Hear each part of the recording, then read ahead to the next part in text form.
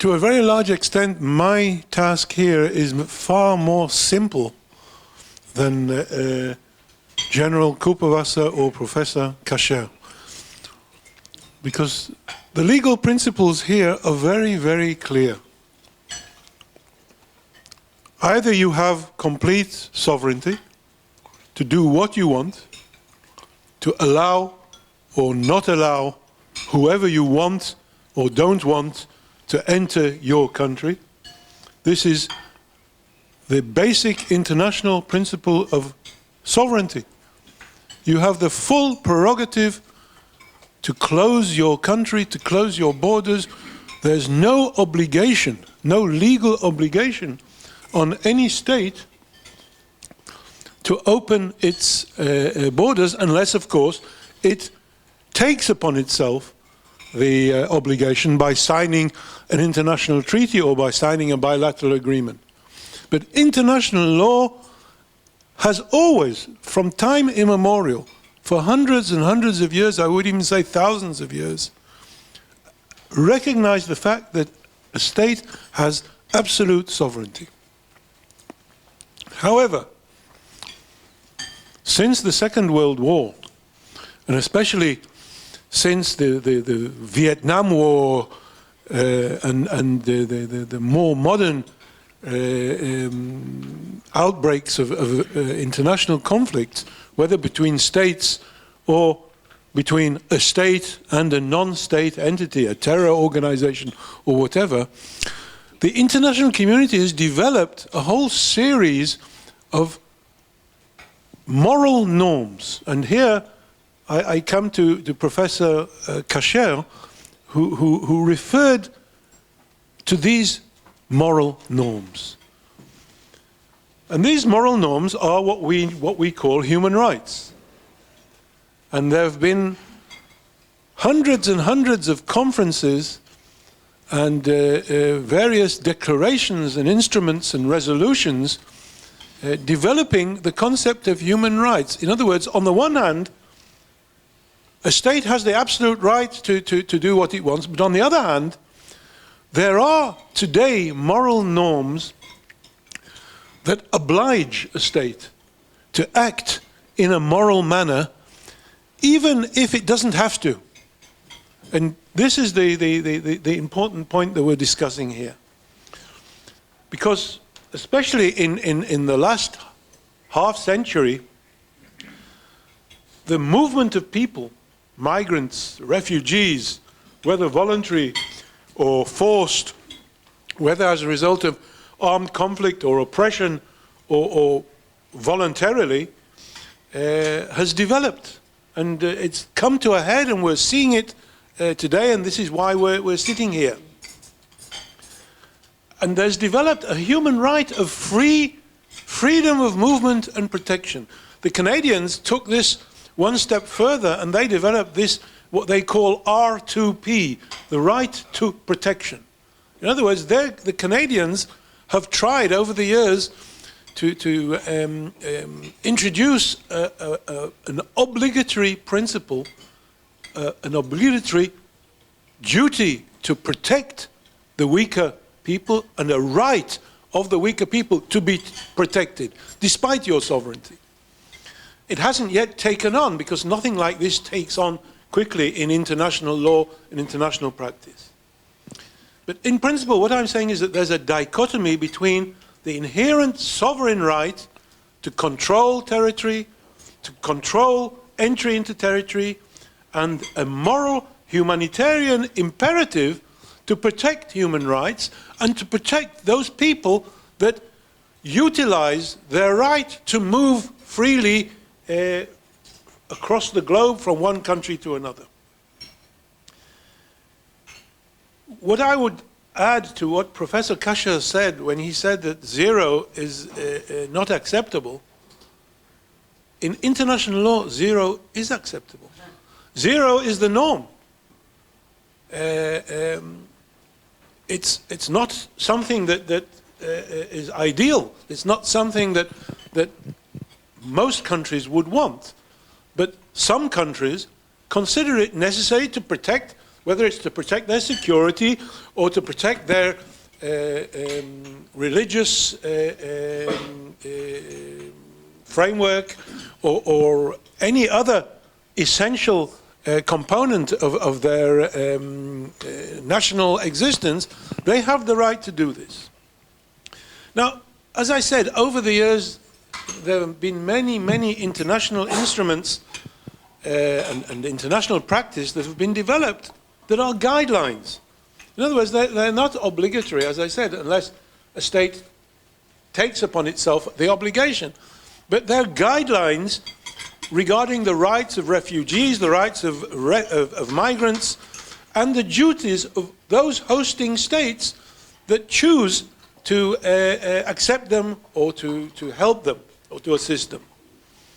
There's no one consolidated, comprehensive legal instrument or obligatory framework that manages immigration. Over the years, there have been many, and I've listed in my chapter in this pamphlet a series of the most important international instruments that apply. And a couple of examples. For instance, the Universal Declaration on Human Rights, which, again, it's not an obligatory instrument. It's a universal declaration. States support it or don't support it, but it doesn't bind anybody, but it creates a series of norms that states feel the necessity to abide by. Otherwise, from the point of view of public relations, it's not good for them. Unless you're a superpower and you can do what you want, which we can see is happening nowadays. So the Universal Declaration on Human Rights of 1948, for instance, Article 13, refers to the right to leave and return, a basic right. Every country, every citizen of every country has a basic right to leave or to return. Article 14, a basic right to seek and receive asylum. The 1967 Convention on the Status of Refugees. Article 26, the right to choose a place of residence and to move freely. Article 31, the right of illegal refugees to have a regularized status within a reasonable period. In other words, a state which allows refugees in, even if they've got no legal status, has a moral obligation to enable them to regularize their status within a reasonable amount of time. And Article 33, which is a very central article in the Convention, in the Refugees Convention, you're prohibited from returning a refugee to a country where his or her life is in danger. And Article 34, there's a moral obligation to facilitate and expedite naturalization proceedings in the event that a state agrees to accept these people.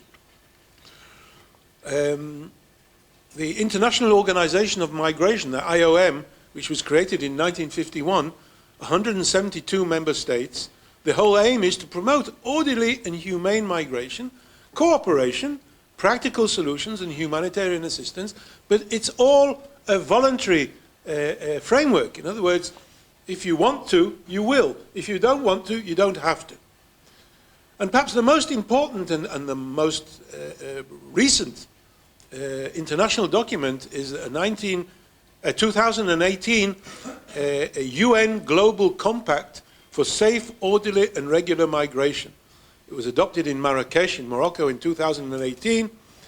It's non-binding and it's very detailed and it suggests ways to manage immigration, but it reaffirms the sovereign right and prerogatives to govern migration policy. In other words, again, it says nobody is obliged to do anything here, but here are a list of things that you should do if you want to treat migrants or refugees give them the dignity, the human dignity, or the privileges that international practice gives them nowadays.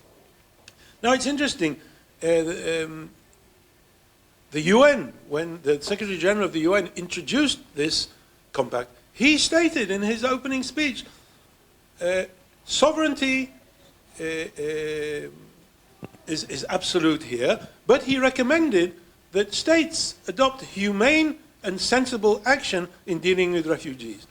The French stress that there's absolutely no right of refugees or migrants to be accepted, and they don't agree to a principle of a right, but they can acknowledge the fact that there is a need to manage and regularize migration. Jordan, Iceland, Lithuania, Malta, Netherlands, Denmark also confirmed the fact that they all have sovereign rights to decide whether to allow immigration or not, and there are no legal obligations, but they will act according to their own national interests. The US, Hungary, the Czech Republic, Poland, and Israel voted against this global compact, despite the fact that there was nothing, it was annexed to a General Assembly resolution. So in itself, it's not a binding document. No General Assembly resolution is a binding document. It's a recommendation. But for whatever reason, these countries decided that they couldn't support it, and so they voted against it. So in conclusion, all I'm saying is this, that the international practice with all these documents, with all these instruments, there are a wide range of honorable intentions, noble platitudes, moral and patronizing intentions and preaching, but none of them create any law or any legal obligation. All these instruments are a result of political compromise. And as we all know, political compromise means that the lowest level of commitment is the one that will inevitably adopt it. No state will willingly, or hardly any state will willingly enter into a commitment without being able to get out of it somehow. So what my chapter in this booklet tries to explain is, I try to extrapolate from all the various instruments what are the common ethical elements, the common ethical code of conduct that should guide states irrespective of political or security situations in order to ensure human dignity. Thank you.